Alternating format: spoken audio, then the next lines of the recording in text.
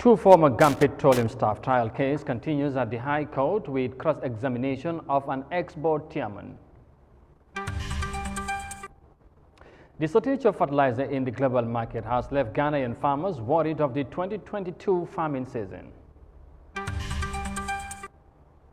And the FIFA World Cup trophy is touring the African continent ahead of this year's Qatar Global Football Showpiece. Well, these and more coming ahead on The World Today.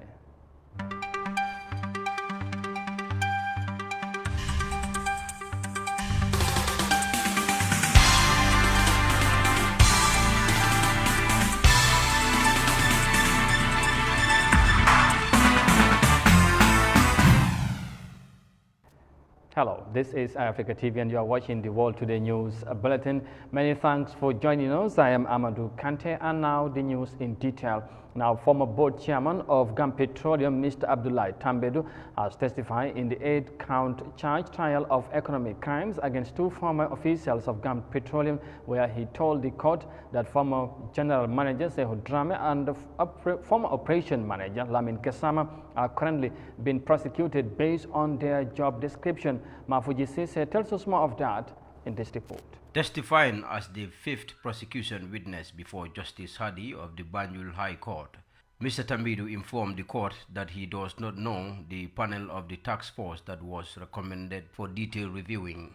Mr. Tambadou told the crowded court that the forensic audit or review has not been carried out up to date. The witness was asked to explain why the two accused persons are being prosecuted when the audit or review exercise was not carried out. He said they are being prosecuted because of their operational responsibility, and he, the witness, was part of those who took the decision to prosecute them despite the draft report that implicated the board, Pura, custom officers at the site, and security personnel, among others. The witness further testified that the board is not part of the prosecution because they don't have operational responsibility. He confessed that the decision to prosecute the two accused persons leaving the board, custom, Pura, oil marketing companies, and the security who were found wanting in the fuel shortage that hit the country, the board is unable to survive dissolution. He said this has prompted the board to nominate someone from Star Oil Marketing Company to handle the second accused person's positions. Lawyer Christopher Emmanuel Menon asked the witness to explain the board's decision to nominate or advertise the duties of the second accused person to Star Oil Company when they knew that the company is an interest group like Gambia National Petroleum Company, which also holds board membership but did not express any interest in the position. The board had realized the conflict of interest and that was why it never approved at the initial stage, saying Star Oil had interest in the position of the second accused person is to bring international traders and best practice in the petroleum storage, and the person nominated would have been running an operation department of the Gambia Petroleum to date. Defense lawyer Menon, however, reminded the witness that the one running the operational department, due to his experience and expertise, Lamin Toure, is currently running the operational department. Mr. Tambadou was shown a letter from Star Oil expressing interest in this position of the second accused person, which he confirmed to be true. State lawyer M.D. Mbalo objected to the letter and argued that it is a photocopy and the source is unknown to the court. He urged the court to reject it. Justice Hadi, however, admitted the letter as an evidence, saying it is relevant to the trial. The witness further told the court that the former general manager Yahya Jammeh had rejected Star Oil's interest to take over from Lamin Gassama. For Eyeafrica News, I am Mafuji Sise. We will keep you abreast with the latest information regarding the ongoing trial of the two former Gambia Petroleum staffs, of course, the general manager and the operation manager, respectively. Now, let's stay within the West African continent, but to Ghana next, because Ghanaian farmers are left worried over the increase in prices of fertilizer, which, according to them, could affect this year's yields. Now, like many other African countries, Ghana is struggling to acquire fertilizer and seeds for its farmers due to its scarcity in the global market, thanks to the Russia-Ukraine war. However, the African Development Bank is initiating measures to support some countries respond to this prevailing circumstance. Here's more details of that in this report. Alidu Ayuba has been farming for over 30 years. He says the cost of production has shot up as never experienced in the past due to hikes in the prices of fertilizer and seeds this year. Last year, some of the chemicals were sold at 15 cedis, but now we buy them at 50 cedis. And with the fertilizer, last year it was sold at 120 cedis. This year it costs 400 cedis. Ghana does not produce its own inorganic fertilizers, so farmers rely mainly on imports. The high cost of fertilizer is linked to the cut in supply due to the Russia-Ukraine conflict. Farmers say they are rationing fertilizers as they cannot afford the quantity they need due to the hike in prices, and they are worried they may not get much yield from their crops at the time of harvest. Experts say there is a 2 million tons of fertilizer supply gap across Africa as a result of the Russia-Ukraine conflict. Ghana alone needs more than 400,000 tons of fertilizer every year. The African Development Bank says it will source about 500,000 tons of fertilizer from Nigeria and Morocco for farmers in West Africa by the end of August. It is an emergency stopgap to prevent a food crisis, but some farmers in Ghana are unsure how it's going to benefit them. We are in the farming season. Farmers have already planted. Others are waiting for fertilizer to apply on their farms. Others are yet to plant. When are they going to tax these companies to start releasing the fertilizer? Farming is time-bound. The African Development Bank says it is discussing with fertilizer manufacturers within Africa and abroad to reduce the cost and make it readily available to farmers. We expect to actually see initial engagement so that we will be able to also plan and take advantage of that. That is one. Two, who is receiving the support and remitting it to the farmers? As at now, most farmers are not even aware of these interventions. So we would have been interested in getting some engagement for now. Alidu Ayuba agrees. He hopes the fertilizer distribution scheme by the African Development Bank gets to him soon so that he can ramp up food production this year. And that report is coming from Ghana. Now, moving on to neighboring Nigeria, the use of second-hand phones and accessories is blooming in the West African nation due to the high cost of the brand new ones. Now, a global market firm, Counterpoint Technology, says there is a significant increase in the demand for smartphones products in the West African nation. Now, despite this positive development, the sector is also faced with rising inflation challenges. Let's have more details of that in this report. It's a beehive of activities at Banex, one of Nigeria's busiest tech villages. 28-year-old Elemchi Chinwe is one of the many tech vendors here. She sells mainly second-hand phones and accessories, and the demand for her products has been rising. After 3 years in business, Elemchi admits she's raking in good profits. The demand for iPhones, used iPhone mostly, I think maybe because the price is more cheaper than the new one. 13 Pro Max, the used one, 600, 610, depend on the megabytes. The market is profitable, like it's business, we sell and make our gain. There's a rising demand for used smartphones among Nigerians. Latest data by global market research firm Counterpoint Technology revealed that 10% more people opted for a used iPhone or Samsung in 2021. This is as inflationary pressure has continued to erode the purchasing power of many Nigerians. I prefer it only when I don't have, money to buy a new phone. Like a complete money for the new phone. I feel like the used one is still okay. Nigeria is Africa's largest technology consumer with over 170 million phone users. The nation imports from China, America, the UK and other countries to cater to its huge phone market. But the festering foreign exchange crisis in Nigeria is making things more difficult. We are one of the largest consumers when it comes to gadgets, when it comes to phones, when it comes to the telecom industry. But there are a lot of variables where we can start to edge ourselves in and make money. But the country is not really investing. We are more of consuming and it's affecting us negatively. Nigerians save more than half the price of a new smartphone when they purchase the used ones, which have been fabricated to ensure they remain in good condition. Market watchers say it's an opportunity for Nigeria to encourage local tech production and partnerships that can spur homegrown alternatives. Second-hand smartphone business, of course, is flourishing in Nigeria. Now, in another news, Lebanese citizens, like in other countries, are struggling to access with.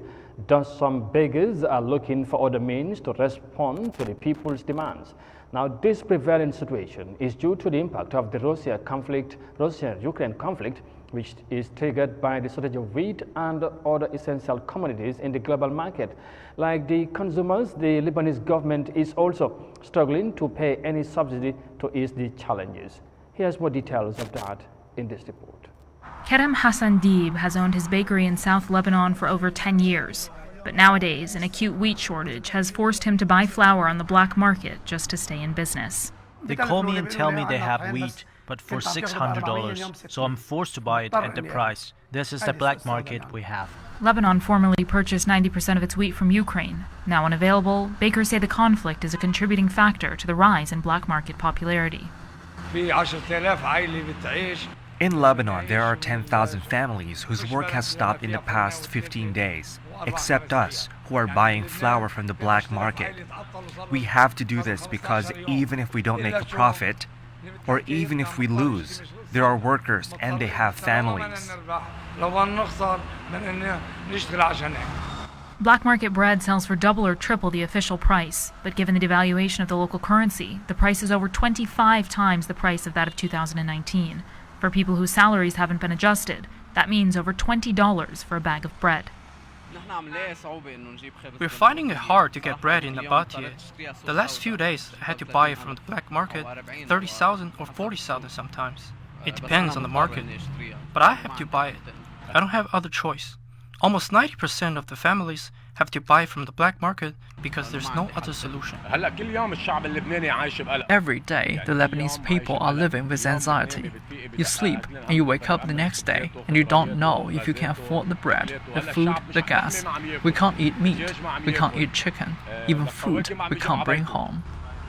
The wheat shortage in Lebanon is multifaceted. The war in Ukraine has forced importers to find different and oftentimes more expensive suppliers. There's also the fact that the Beirut port explosion leveled the largest grain silos in the country. And of course, the elephant in the room, the country's ongoing economic crisis, which has forced more people to rely on bread than ever before, and has simultaneously made it more difficult for the government to pay the bread subsidy. One of the most debated topics in the country is whether or not the government should lift the subsidy entirely, like they have other essential items. Because of the low price, it's created problems like smuggling, hoarding, and creating parallel markets for profiteering. I would say the government doesn't have good choices to make. It either is forced to continue the subsidies in order to avoid an increase in the prices of bread. On the other hand, if it lifts subsidies, which it plans to do eventually, the prices will jump even more than they currently are elevated. And that will lead to more social outcry in the country. So the authorities are faced with two less than ideal choices. Gabriel says it's unifying exchange rates, structural reform, and restoring confidence in Lebanon that are urgently needed. But those things happening before the country sinks further into its wheat shortage is highly unlikely. You are watching the World Today News, bulletin live from our studios in Banjul, and from the report there in Lebanon. We will now take a break and come back shortly. Stay with us, we'll be right back.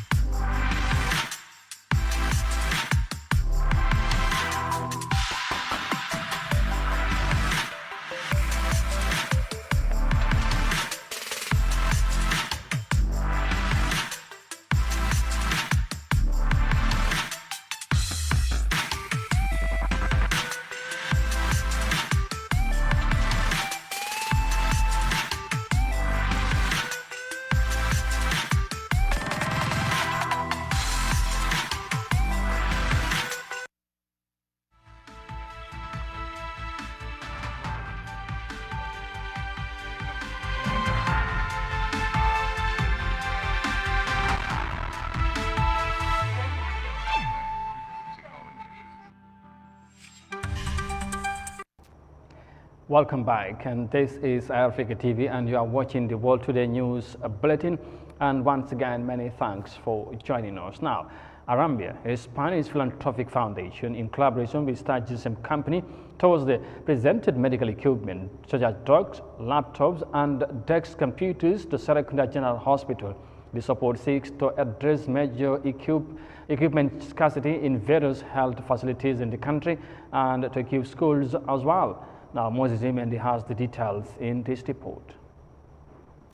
Arambia's latest contribution towards addressing numerous health service challenges in the Gambia contain essential medical equipment and drugs to various health facilities in the country. Other supply packages include hospital beds and mattresses, cervical cancer screening machine, shoes and uniforms for doctors and nurses, pads and clothes for child patients. The beds and mattresses will be distributed among Serekunda General Hospital, New Yundum Clinic, Bansang Hospital, Mandinari Clinic, Banjulinding Clinic and Paramilitary Unit Clinic. Tanka Tanka Mental Health Facility will also get supplies of beds and clothing. Enrique Cardiel, president of Arambia Foundation, explained the meaning of the name and the foundation's ambition. But Arambia is one association in Spain, in one region. The name is Aragon. For the reason is Aragon and Gambia. Arambia. This is, for the reason is the name. We have a big illusion for this project. Is the second container, but inshallah, in the in the final year, is possible one new container with material in special for school, because in this trip we can see the real situation in special in the base. There are a lot of necessity. There is an electricity, there is an tables in a school, there is an material. We think that every country is very necessary, but the people to know every day more. Lamin Kaba is the coordinator of Arambia Foundation in the Gambia and CEO of Star GSM. He speaks on the necessity of the supply. Because if you hear hospitals, it is equipment. Sometimes you go to our hospitals and there are no items. If you hear a school, it is the items for the teachers to be able to teach. We went to Mindao and saw computers that are not functional. That is why we try to see what we can do. We went to Tanka Tanka and saw some people who have only one cloth. Some people direct their relatives there like a dustbin and abandon them. That is why 200 boxes of clothes will also be given to Tanka Tanka. There are also 45 boxes of clothes to be given to children in hospitals whose families cannot provide clothes for them to change every day. He said some of the items will be given to beneficiaries by the Fatoumata Barbaro Foundation. He assured that more support will come and urged Gambians to join the government in developing the country, saying development is a collective responsibility of every capable citizen. Babukar Sen, administrator of Serekunda General Hospital, who contributed largely to the successful delivery of the items, expressed profound gratitude and said the partnership began 3 years ago. Our partnership or collaboration with this association called Arambia started some 3 years ago when they visited the hospital and expressed interest to support this institution. We prepared a list of essential equipment and supplies, and when they went back to Spain, they mobilized those resources and brought it. And the donation or the items that they donated are still being used in this institution to treat or serve our patients. He acknowledged the effort of the foundation and explained that the hospital has been looking for a cervical cancer screening machine, but now that it has one, women can be screened for cervical cancer at the hospital. Kumba Konjira, Vice Principal of Mindau Upper and Senior Secondary School, thanked the foundation and facilitators of the equipment and assured that the items will be put into good use. These computers, the materials, even the pencil that you think is small, will be beneficiary in the schools. Not all students are equal. When you go to schools, you see students who can provide all types of pencil. There also, you can find people who cannot even provide a pencil for themselves. So this, I can assure you, they will be put into a good use. When we come to the computer issues, we are now in the 21st century, 22nd century almost. So everything is being computerized and learned. We have a computer room, which they visited, but the ratio of students to the computers that we have is very minimal. So that pushed them through Madam Gassama, Deputy Permanent Secretary Agriculture, to help the school. That's our social contribution. Arambia is an association in the Spanish autonomous community of Aragon. It has Gambian partners in Spain and was registered in the Gambia in 2019. Moses Mendy, Eyeafrica News. Well, thank you, Moses. And of course, let's end this news edition with some sports news now. Not because the Gambia is playing South Sudan tomorrow, but as the countdown to the 2022 World Cup in Qatar continues, the golden prestigious trophy, World Cup trophy, of course, is visiting different African countries, including Tanzania. Some Tanzanians, including the president, who was the only one allowed to touch the trophy, expressed their elation, saying this could serve as an inspiration to this African nation. Tanzania's women under-17 team is currently preparing for a final round of World Cup qualifier match against Cameroon. Here's more details of that in this report. This 18-carat golden World Cup trophy is football's most prestigious prize. It is being taken around the world to inspire football fans ahead of the Qatar 2022 World Cup. After touring 3 African countries, Ethiopia, Kenya, and South Africa, it is now in Tanzania. President Samia Suluhu Hassan was the only one allowed to touch the trophy. She said this tour was not to be wasted. I request that the trophy coming is taken as motivation to promote our country and to make sure we benefit positively rather than just have it come and go with no real benefits. The tour is a collaboration between FIFA and Coca-Cola, who have taken the cup to Benjamin Mkapa Stadium for public viewing. The fans were happy to witness the cup firsthand. Women like football too. I personally follow all things football and I love it. I feel really blessed to see the actual World Cup trophy because we'd only been seeing it on TV, not with the naked eye. This is the 4th time Tanzania is hosting the world's most famous football trophy. It came into the country in 2006, 2009, and in 2013.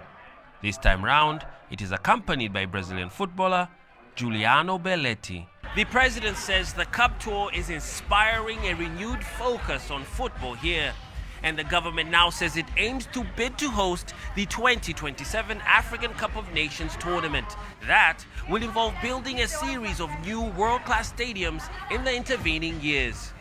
Although historically, Tanzania has not done well on the international football scene, the country's under-17 girls team could change things. The Serengeti girls team will meet Cameroon this weekend to seek qualification for the FIFA Under-17 Women's World Cup. And if the team wins, they will book a ticket to the World Cup finals in India.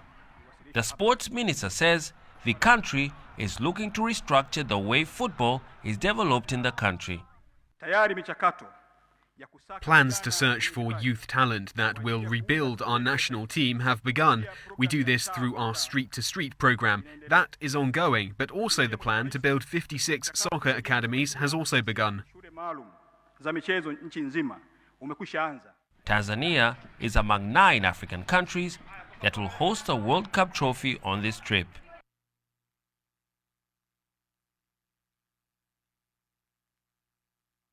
And that report there is coming from the Tanzanian capital, Dar es Salaam. And of course, we hope the World Cup trophy will also be here in the Gambia, hopefully before the World Cup this year in Qatar. And of course, talking about sports, as I mentioned earlier, don't forget tomorrow, Gambia playing South Sudan in the Luxor Stadium in Thiès, Senegal. Let's wish them well so that we begin the AFCON qualifiers with a win. And with that, we bring this news edition to an end. But for more details on this and other stories, as always, as ever, you can visit on our website on Eyeafrica.tv. But for now, many thanks for the privilege of your company. Thanks for watching, and bye for now.